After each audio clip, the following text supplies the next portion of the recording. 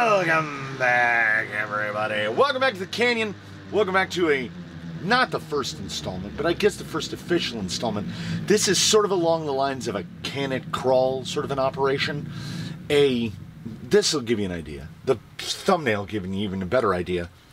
A Canyon member sent in an optic purchased during Trucks of Freedom and a whole bunch of parts to go along with it. This was covered in the live stream of August 16th. We got into it. We got into some problems. We met with some issues. And then I came out in the morning and I began tearing into it because there is a lot of stuff to be done. If the question is RTR with a question mark in it, the answer is definitively no. There are so many things wrong with the optic.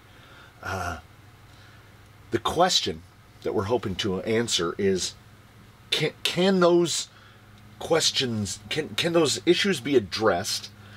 Can those hurdles be cleared? And I realized from the outset, I don't want to just throw out a word like fanboyism because it sounds like I'm deliberately attacking people, but there are folks that will openly defend corporations, okay? So anyway, we'll get, because I'm going to pick up Susan here, and you're going to see the apocalypse that is my work mat. That's all shock oil. I have been out here working on the optic in question for about an hour and a half. We'll call it about an hour and a half. Doing basically necessities, completing the installation of fancy parts, because the gentleman who sent this in is interested in to see whether we can actually make it crawl. Because in my estimation, it's not a rock crawler. And every time I say that, people are like, harumph, harumph. There's nothing about it well suited to rock crawling. First and foremost of which, and what goes against the RTR, so this is a shock that I just refilled. All three of the shocks have to have been removed because they're all, well, I haven't opened these, but I'm going to guess they're about a third empty. And this right here, what that's evidence of is they filled the shock, they put a squirt of the juice in there, they screwed the cap on, they put a spring on it, they slapped it on the vehicle. Because that air pressure inside the shock could kind of explain what was pushing so much oil out of these shocks onto the bench. And I'm not talking about a little bit of oil. Can we focus? Yeah. Do you see right there up at the top? That's a shock hole. Do you notice how it looks like it's just filled with solid plastic? That's shock oil. There's shock oil. Oh, do you see how this is a little shinier than the rest of it? Yeah, we're starting from scratch. We're starting with a D badge here. So the shocks, each shock is pushed out about between a quarter and a third of its oil. So there is a full shock's worth of oil in the box, on the rig, all over the place. So when you build a shock, oh, we're just pulling through that air gap. Let's see. Let's pop a cap off. Yeah. We won't even be able to focus down there. The oil, you can't even see where the oil... Look how far I have to tip it to get any oil to come to the top. This shock is over half empty, and the oil inside of it is fully aerated. Absolutely fully aerated. So you will get next to no damping. And I think this might contribute to the experience that I had driving a box stock optic. This one is the more full one. This one's about 3/4 full, so it's only down on oil by about 25%. And then let's see this one. This one and the first one that I did are almost identical. They're about a quarter empty, and it's a third empty, and it's not that hard. You go to about the bottom of the threads, you grab a cap, which are all just absolutely covered in oil. So what I will end up doing is popping out the hollow balls, cleaning out the inside of the caps, and then reassembling them. You take the bleed screw out. I mean, they have bleed screws. That's convenient. You thread that back in. And then it's as simple as rocket science. You cycle the shock to the top. And as long as some oil blurps out, you know that it's full. And then you go like this. You wipe off the excess. And instead of a shock that tries to push itself back open, you have a shock that pulls itself closed. Now, how much of that oil is actually going to stay inside the shock? I don't know. These had a fairly decent puddle of oil down here at the bottom as well, but most of the leaking appeared to be up out around the cap, which is generally, that's not explicitly indicative of the shock. That tends to be more indicative of how the shock was assembled. There's so at least, at the very least, half empty that shock is. Pull the bleed screw out, cap goes in, and this is the stuff, this is the problem. This is the problem with why, I mean, I had the notion when I quick viewed the H10, and a lot of people were upset, I had the notion of, I wouldn't mind trying to do exactly what I'm doing now, which is make it into something that's not just trail, something that can actually crawl. And that means do the things. Like there are particular obstacle sets that you have to be able to get through. And if you can't get through those, you're not a rock crawler. Like FMS K5 Blazer cannot get through a lot of things. RC 4-wheel drive Scottsdale, Leaf Sprung, not going to get through a lot of things. They can crawl a bit, but I don't want to say that it's explicitly that there's a higher standard here, but there is a standard. We have a whole test protocol that is something that looks at least vaguely like a standard, and you have to be able to do these things. This vehicle is sold by a company somewhat renowned for performance. It is also sold as a trail buggy. It says it on the box. I can do what other channels would do if you'd like. And chime in the comments if you'd like me to get the box out on the bench and read it for you. I can do that. But I also assume that you know how to read. So we might not go directly into that. Same exact process. It's so much fun. I still haven't pulled the axles apart to replace the diff, the ring and pinion with machined. I will be doing that shortly. It's, you know what? It is not, as we say, well, I stole this from a commercial from probably the 90s. It's not rocket surgery. A guy that we used to work with doing like general construction stuff, his go-to when any project was taking too long was, come on guys, we're not building pianos. And it's absolutely true. I've lived my life by the we're not building pianos, because what we're doing here, it looks fairly dry. This is simple stuff. Now, it's simple stuff that in my humble estimation, I shouldn't have to be doing. But my humble estimation doesn't mean anything in this case, because I have to do it whether I want to or not. The owner has requested that I save all the pieces, so they're also going to go in a sack. And I have to clean up some of the stuff so that we don't make a big greasy sack. Yeah, you heard it here first. We've used the phrase, unironically, greasy sack. I got to clean some of this oil off. Okay, so as I mentioned, I need to pull the axles so that I can get to the diffs. I had kind of, to a certain degree, I had forgotten that that needed to happen because I have the parts in two piles. I turned around, I saw them, and I went, oh no, The other option is we ruin perfectly good things, and I leave the differentials installed. We put the power of a Fusion Pro through them with 525 tusks on them, and we can see if we can make them explode. I would rather not do that. So here is where we are sitting right now. The electronics are installed. They are fairly tidied. I was having, you know what I was having? I was having a solid morning. I was having a solid good morning.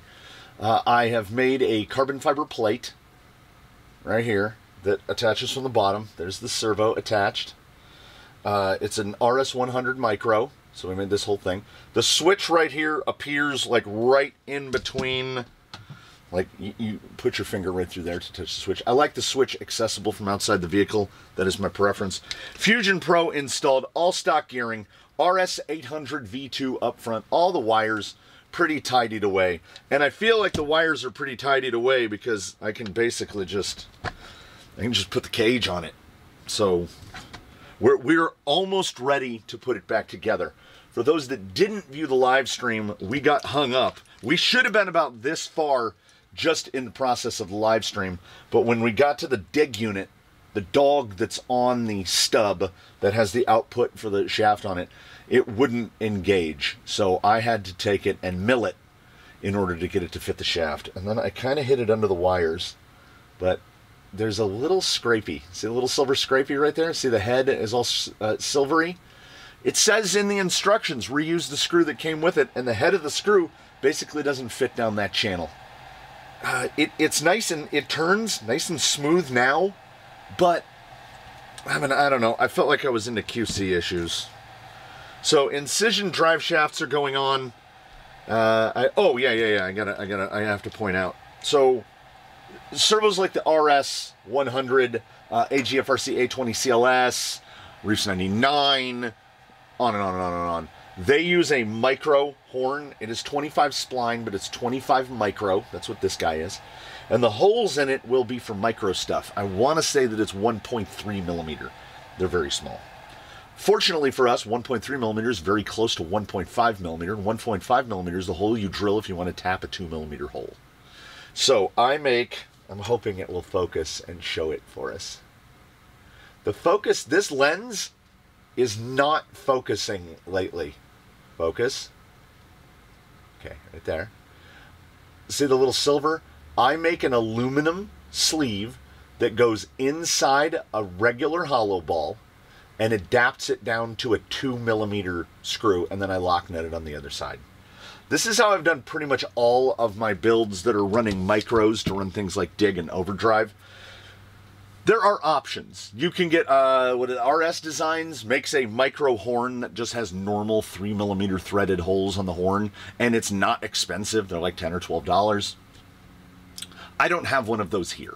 To replace the pieces that I've made, the little adapters that I've made, I would have to buy like a dozen of those horns. So even at like $8 to $10 a piece, I don't want to spend $100 to $125 on servo horns when I can make these little things out of little scrap pieces of aluminum. I'm also not advising that you make them out of little scrap pieces of aluminum unless you feel like doing it.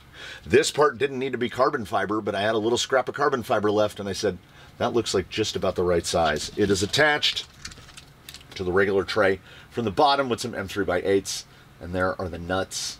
I thought it would look nicer with the button heads from the top and the nuts on the bottom. I don't know what is going on with zone focusing. We can get right there. Yeah, there. Oh, if we come in real close, we can maintain focus. The lens is sleepy today. Some days you're just sleepy. Oh, look at the optic weighs, because an optic is not. It's not explicitly very heavy. I mean, if you look at it with its cage off, it's not very big. It's not a big thing. So it's got dig, it's got metal drive shafts, it's got a Fusion Pro 2300, RS800 in front, RS100 in the back. The axles need to come off so that I can replace the ring and pinion, which is about, it's going to be about 8 to 10 minutes for the rear axle. It could be up to 20 minutes for the front axle because we've got to unbolt all of this stuff off of it to get to it. Then we're going to slap it back together. I am going to assemble.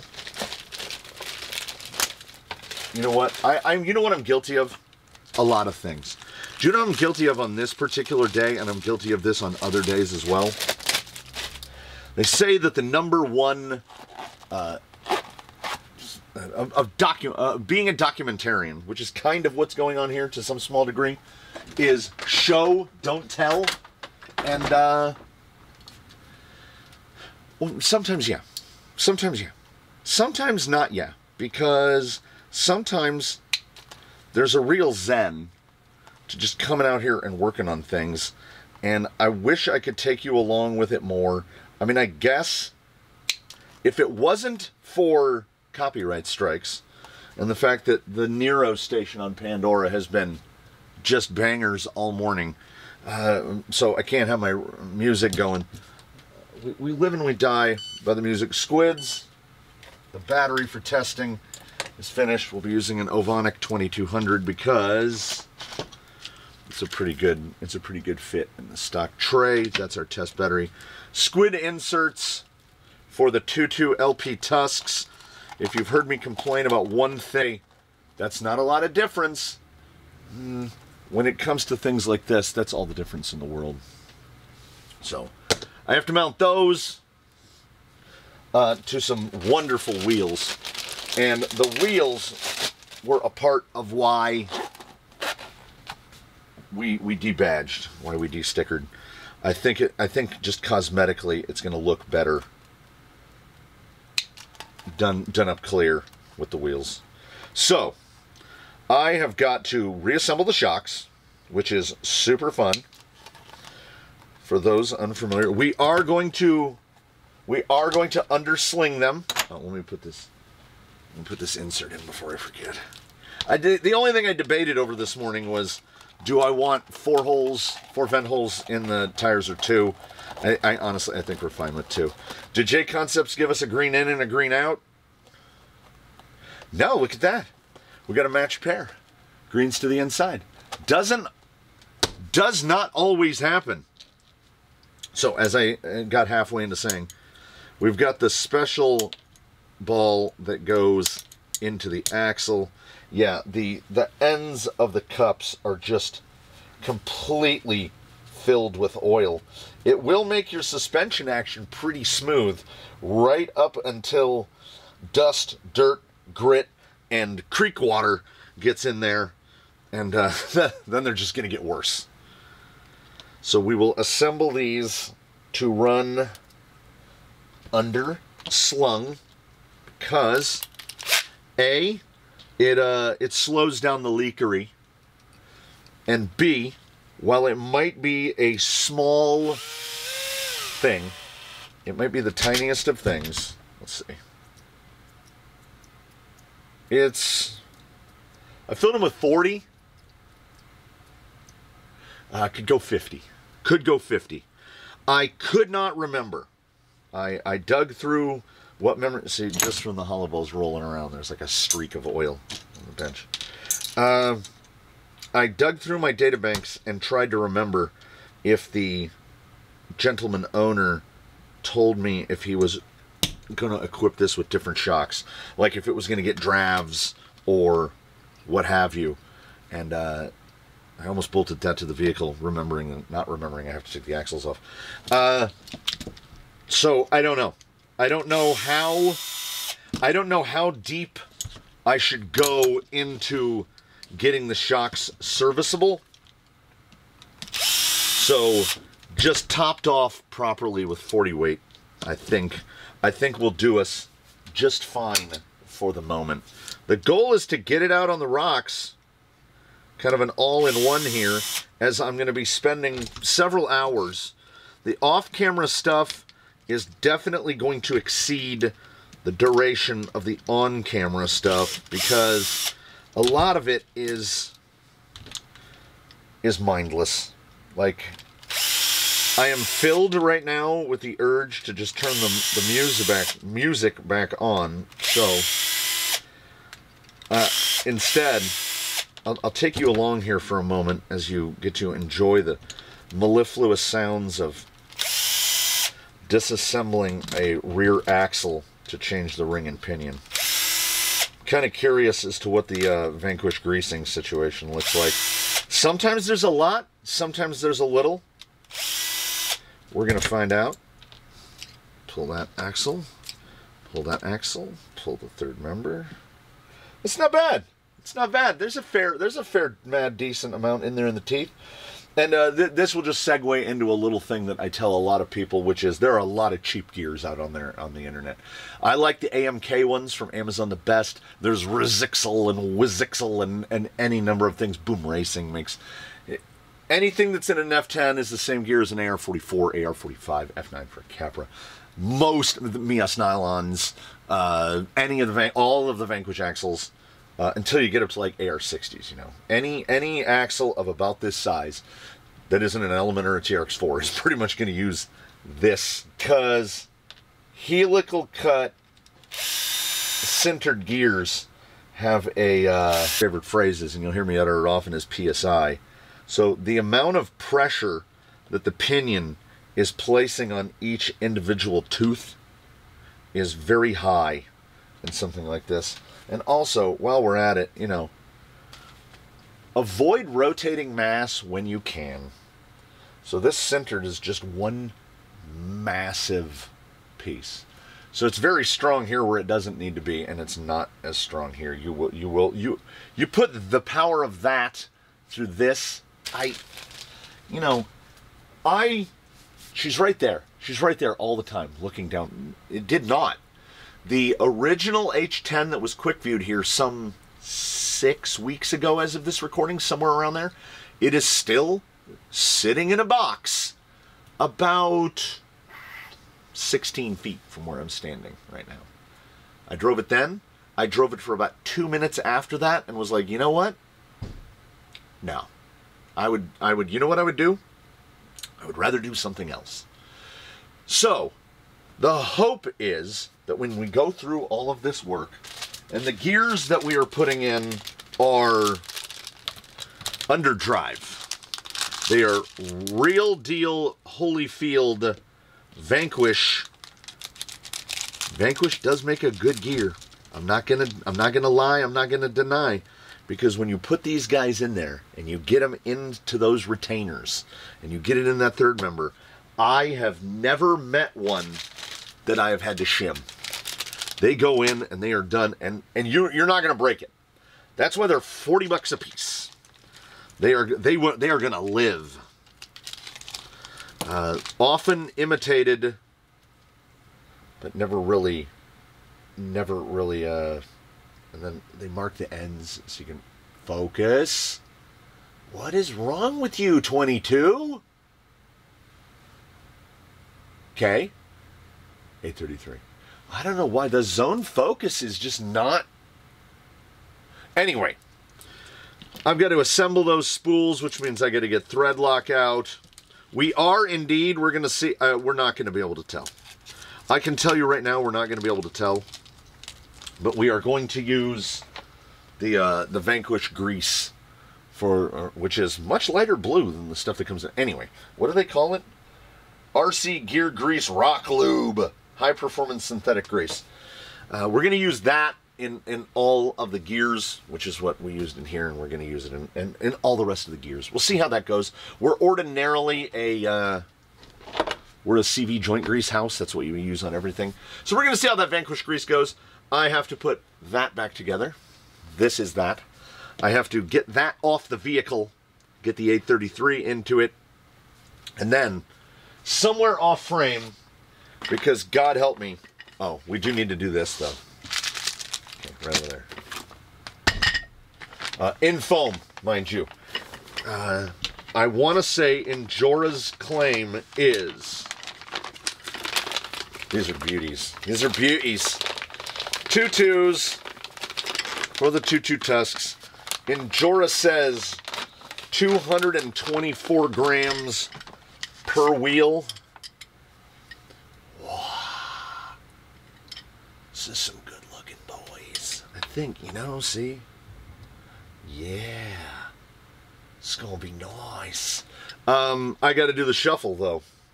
I gotta put all 120 screws into the wheels.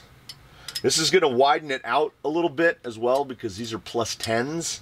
I think plus 10.4. So we're going to be about 21 millimeters wider. And then an H10 versus an F10, we're already picking up, well, like 17 millimeters. We're going to be almost 40 millimeters wider than, say, like a Phoenix, which I think this thing needs. It drove long and narrow, and I think we're going to get more stability out of this. Well, it's going to be hard not to, as the finished combos are going to be. I mean, we're going to be past Kilo Welos. Oh, this is going to be nice. I have to put those together. If you don't have the radio on when you're doing that, you'll probably go insane. And get those ring gears in, which, as I mentioned, are underdrive gears. So the whole rig is going to slow down 10%, so we're going to get more bottom end. But it has the 21% overdrive gears installed. So we're going to have a 20% final split. Could have put one in them and got a 30% final split, or just one in the front and got a 10% final split. I think 21 is going to be the pajama jammy jam. And I think 10% slower is going to give us a nice low end, because in the gearing configuration that comes with stock, I don't feel like it didn't have a slow enough creep. And also, we are going to a tire that is just that much taller. So honestly, with this gear and these tires, the rollout speed on that electronic package would be pretty much exactly the same as what it was on the Yokos, but with more clearance and more low-speed control. I think everything we're doing collectively is a net sum good. The question is, will that net sum good be enough to counteract the fact that we're equal length lengths, which means the skid is dead center in the middle of the chassis, meaning breakover, not real super good. Anyway, I'm anxious now. I mean, I want to see what it does, but I've got a lot of tedious work to do. So the music will go back on. You will see me in the blink of an eye, and then we will go outside and we will rumble about. Just a brief moment here, because I'm not mad, I'm disappointed. So the grease, I don't know how expensive the grease is, but the grease feels pretty nice. I could definitely see going to grease. Very low odor, goes on nicely, it's pretty good. Then we get to where I'm just disappointed. I just took this out of a vise, okay? Because when we insert this down, do you see how that just dropped in? Just dropped in? Well, it did, but it also didn't, because this axle needs to have this bearing on it, just like that. So when this drops in, that needs to drop in about that much farther, about another 5 millimeters. If we go from the other side, I can't even get it inserted into the axle at all. It needs to go about 8 millimeters farther. And I said, what am I doing wrong? So I grabbed the other spool, which has not been assembled yet. I go to insert this. Look at that. Drops right in. Okay? We are good to go. If we go from the other side, there's some kind of burr in there that we can go, and now it's hung up. We have to. So this guy's not wanting to focus today, but we're going to try it anyway. Okay. You see it? You see it, right? See that little guy right there? That is something physically there. There is a dent inside this carrier that makes it to where you can't insert that all the way. Right? One side will go all the way in, the other side won't. These are things that you should not have to look for. All right? I just talked about how good these are. They're physically killing me right now. I have to take that housing apart again, all the way, to get this out so that I can run needle files down it to clean it up. For what these parts cost, what I have to do right now is inexcusable. All right, as we have done the do, we have did the deeds, and we are about to head out into the heat of the afternoon because, by gum and by golly, we are going to drive this thing. We're going to wheel. We're going to find out, can it crawl? I'm feeling pretty positive about it for a couple of reasons. We just did bolt-on stuff. We have not done anything custom. We didn't change links. We didn't add shock mounting positions. We didn't do any of that. We bolted stuff on. Let me dispense with some figurative statements here at the beginning, just to make sure this isn't a still image. Look, I'm actually here, everybody. Sometimes you can see a little glimmer in the reflection of the sign. So, here is figurative statement number 1. That dig module being drilled 0.2 of a millimeter off so that it didn't fit together.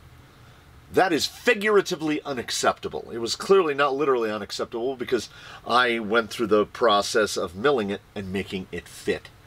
But what if you're not me? What if you're just a guy that buys the parts and goes to bolt them on? It was not a bolt-on part. It didn't work.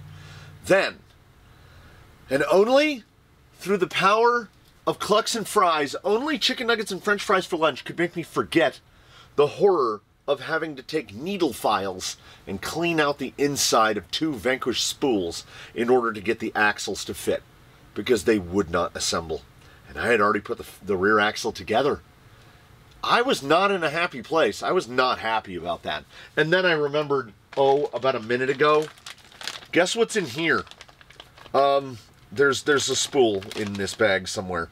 It's probably in that bag right there. I could have just grabbed one of those. It probably wouldn't have been effective, and then we could have dealt with it later, or the owner could have returned it to Vanquish in exchange for a new one. But I thought of that far too late. There it is. It's in bag B too, and I forgot about it until just a moment ago, so we are where we are. The shocks are sorted. Everything is sorted. The endpoints are mostly sorted. The endpoints might not be dead on, but they're going to be close. Fusion Pro has got some zoot. So how do I feel about the state of the bolt-ons? I have no questions on any of the selected parts to put on. 2.2 tusks on squids on Injora brass. Yeah, that's good. That's a good choice. Reefs, not reefs. NSDRC RS800 and 100 for dig duties. Great. We are on the RTR radio. It has 4 channels, but you have a choice of putting dig here, where it's selectable on and off, which is maybe how they want you to do it. I'm not sure. And then this, that is the channel 3 button. So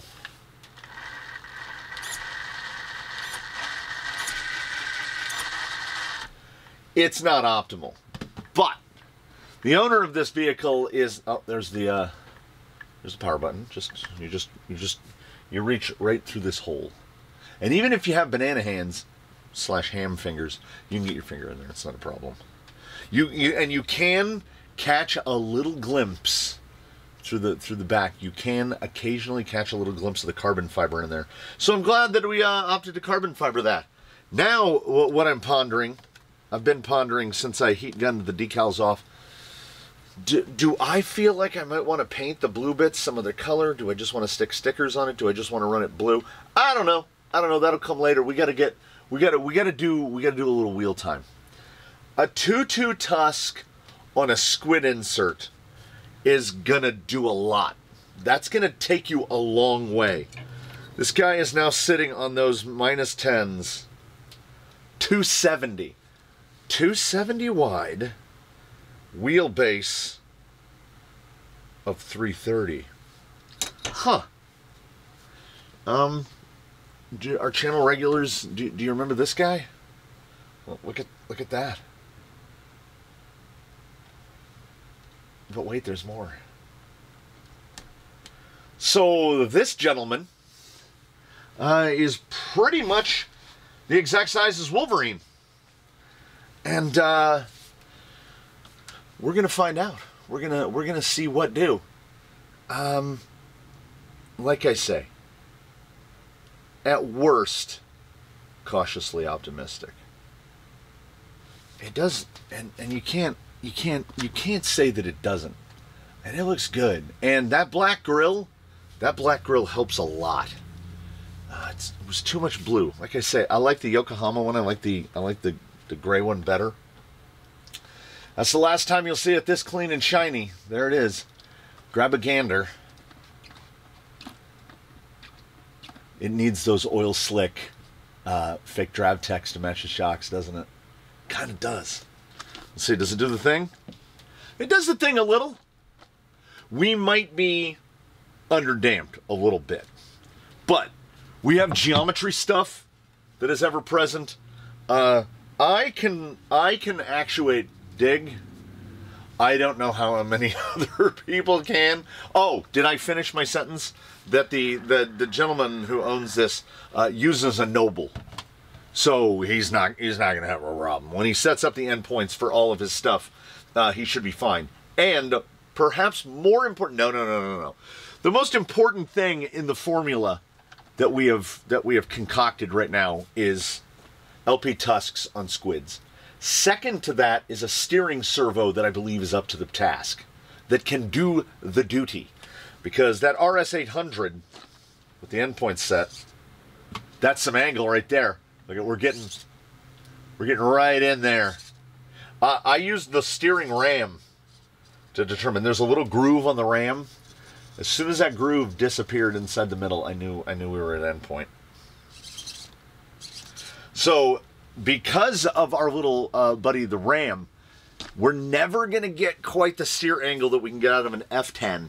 Because on an F10, if you don't mind the camming of the universal, you remove the little screw that acts as the travel stop, and you can actually use that. You'll get that surge of it, and it is probably not overwhelmingly beneficial for the lifelong health of that universal, but you can get more steer angle. So I anticipate everything more than what we got of this when I wheeled a completely stock one. We've got much more unsprung weight, like significant. I know. I was ready. But then it got into my head. I got into my own head. And I was like, how much have we added? So whatever number we get, we multiply it by 4. So the other one was run on the Yokohamas that come with it. Let's do it in grams for, 98% of the world. 121 grams a corner, 484. So 484 grams total. 358 grams per corner. That is 766 twice, 1532. 1.5 kilos of wheelos. Is that right? Did I just do that right? 357, 16, 1432. 1432. 1,432 grams of unsprung down low. Total wet weight ready to rock. Tear. 3,652 grams for those domesticians. 8 pounds on the button. Now, well, 8.04. Now, mind you, what did I say it was? 67? I already forgot. 3,600 grams. Of that 3,600 grams, 1,400 grams in the wheel and tire. And 270 wide. Stability, way up. I anticipate forward drive, way up. Can you bolt your way into crawling when you're I tried to spin it. That's not Susan. That's an imposter.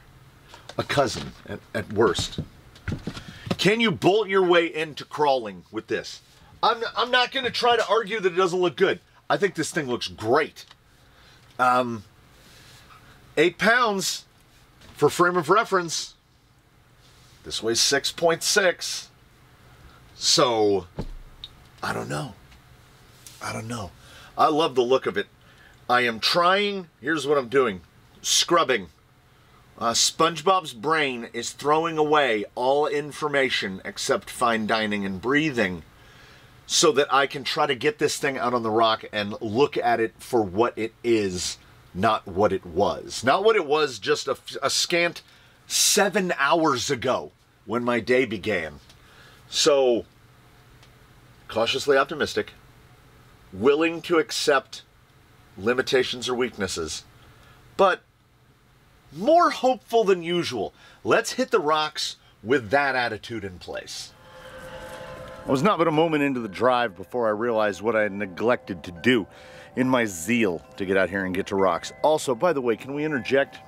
It is the afternoon, quite literally. It's about 1 p.m. The shadows might give that away. About 1 p.m. on an August afternoon, and it is fantastic. You want to know how you live in the desert? It's 94 degrees. It feels amazing. It's a nice soft breeze. The wind chimes are a jangling. It's a beautiful day. It's Tutu Tusks, man. It's Tusk LPs. Oh, yes. So on the drive back, I did not plug the Fusion Pro into the program card and turn down reverse. So this thing has 100% reverse. To the best of my knowledge and the best that I can judge with my fingers, the trigger pull on the VT1 is 70-30. So we can go pretty, we can get reasonably creepy. I want to see how this will pull around here. The 20% is helping. The 20% is helping. It doesn't have that 6-foot turning circle that it does in stock configuration. Also, we've got sidewall support on the tires, and we have a servo that can actually turn those tires. But with the 30% reverse throw and the reverse set to 100%, it is terrifying.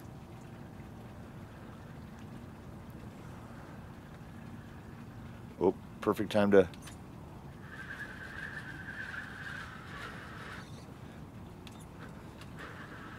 Yeah, I live and die by momentary dig. So this not being momentary hurts a little bit.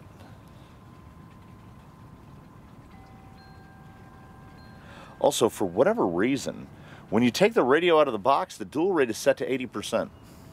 I might have mentioned that in the review. I don't remember if I mentioned it or not, but the dual rate is set to 80%, so you only have 80% steering.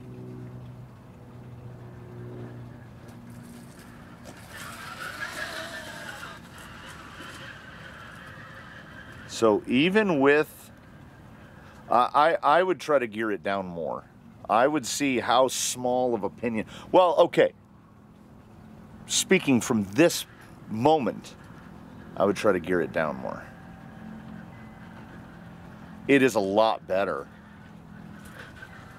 And yes, you put that much unsprung weight on and yeah, the stability goes up. Because I would say I would gear it down more because, okay, I'm going to try to go in. All right, there we go. 2300 stock gearing, but with underdriving the axles. It is now fast enough to get into trouble. So would I gear it down? We can, let's see if I can, it requires a lot of conscious thought to keep the reverse at that low of a speed.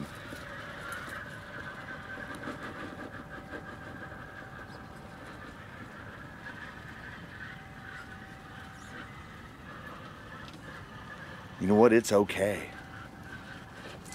It's okay. Don't think that I'm an... Okay, here's what it's doing. Here's what it's doing. No, let me move. Is there shade over there? Oh, this... Yeah, we can still get in the shade. Let me continue this thought momentarily. Because, well, what we are doing can unquestionably be categorized as the things. We appear to be doing the things. This isn't even one of those instances of at what cost. That was superb right there. Let's hit this side. Okay, stability check. Pull over. Pull, pull, pull, pull, pull, pull. Come on, tusks. Oh, yeah. Yeah. That's it. You know, that is effectively the top tire on the leaderboard. There are 2 tires above it on the Tire Test Protocol leaderboard. The Panther Cougar, which is unobtainium, and the Extreme Route Lamprey, which we've learned is, it wouldn't like it right now. It's 95 degrees. If the hotness is not apparent via the sun, it's hot. So that leaves the 2.2 Tusk as king of versatility, because aside from the gentleman that told me that while driving at one point when it was 25 degrees out and his J-Concepts tires froze, I think J-Concepts tires are kind of the kings of versatility.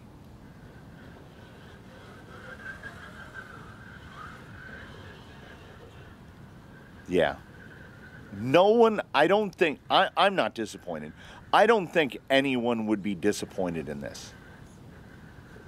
What has been put together at this juncture, will we make changes? I'm sure. I'm sure.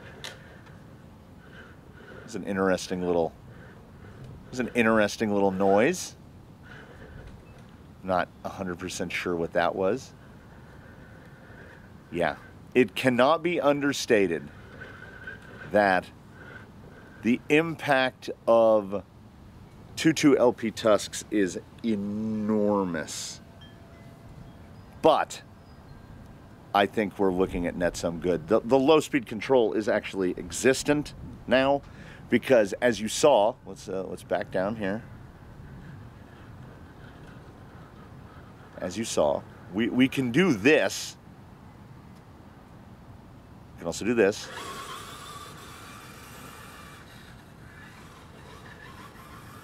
Yeah, no, I wouldn't change it. The speed is just dumb enough. So if I can go 100% reverse, is too dumb. So if I can do this stuff, oh, 270 wide. Oh, look at that wrinkle on that. Yeah, buddy. It still needs more weight in the nose to try to counteract those links.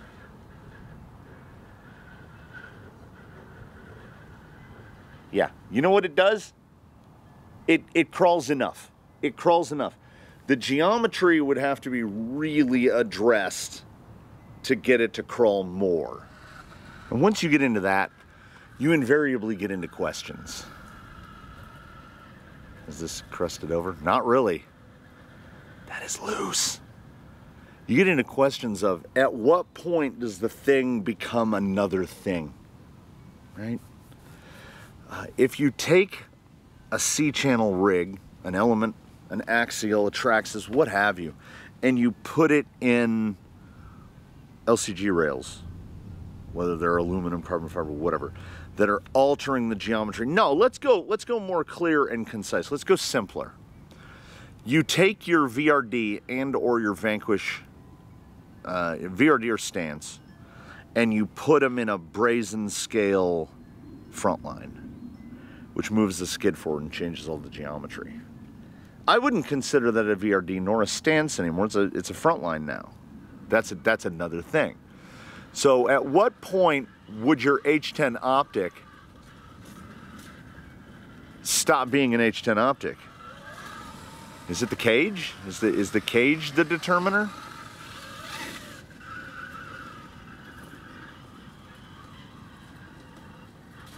You know what? Will it ever go toe-to-toe with something more pure crawling? The toe up against something built to crawl. B2C geometry. Because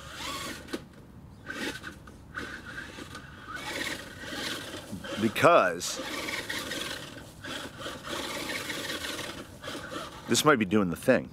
This might be doing the thing, capital T-H-E, which is we want something, basically what the Traxxas High Trail Sport is trying to do. This, now, where we've gotten now, not out of the box, Optic is neither trail vehicle nor crawler. The way it was geared in its stock configuration, it didn't do slow things good, it didn't do medium to fast things good. It did everything you might as well. Why not to... here's what I'm doing. They're in place of 2.2 Tusks. Now you can get Scorpios in that size, you can get Holds. I would still get... Do I think it's underdamped and or oversprung? No. No, not anymore. So think about that, if you will. Take a moment to consider. The springs that came on this rig, when we get up here, the springs are controlling all motion across this right here. Well, the springs and the dampers and the spring. They're working together. See, that's fun. We are having a good time. Let's just come straight off here. Oh, great. You know, 2.2 Tusks is right. Everything about this has elevated the H10 Optic. It doesn't have the tightest turning circle. The dig unit, which I have used very sparingly, and this is not the optimum radio to use for dig, because this would lock it into a 3 position, and then this is not a momentary. I live and die by momentary dig. That is not the fault of the dig, nor the vehicle, nor of anything else. The dig module is doing the thing. Let's see if we can get into loose, dig it. Yeah, absolutely. When this thing goes on the Noble that the gentleman who is the owner of this has, absolutely no complaints. I mean, the versatility of this, and I'm a versatility guy. I want something that is either, here it is. What does a blender do? It blends things. So if you have a good blender, it's good at blending. It doesn't need to be, you know what a blender is terrible at? Making toast. Don't try to make toast with a blender. But in the toy cars, we often try to have a blender toaster combo. 2 very different things. This thing, right here, this may well be a blender toaster combo, because